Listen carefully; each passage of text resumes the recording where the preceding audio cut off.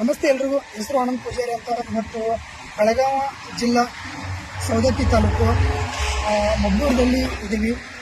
ನಮ್ಮ ಜೊತೆ ಏನಪ್ಪ ಅಂತಂದರೆ ರೈತರಿದ್ದಾರೆ.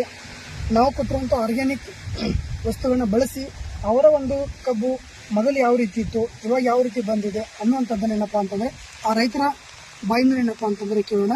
ಎಸ್ ರೈತರು, ತಮ್ಮ ಹೆಸರು, ನಿಮ್ಮ ಒಂದು ಊರು, ಕಬ್ಬು ನಿಮಗೆ ಹೇಗೆ ಅನಿಸ್ತಾ ಇದೆ ಅನ್ನೋದನ್ನು ದಯವಿಟ್ಟು ಹೇಳಿ. ನಮ್ಮ ಹೆಸರು ವಿಠಲ್ ಹುಣಕುಪ್ಪೆ, ಮೊಬ್ನೂರು, ಸವದತ್ತಿ ತಾಲೂಕು. ಈಗ ಏನೇನು ಮಾಡಿದ್ರಿ ವ್ಯವಸ್ಥೆ? DR ಭೂಮಿ ಗೊಬ್ಬರ ಹೋಗಿದ್ದೀವಿ, ಹಾಂ ರೀ. ಒಮ್ಮೆ ಸ್ಪ್ರೇ ಮಾಡಿವ್ರಿ, ಹಾಂ ರೀ.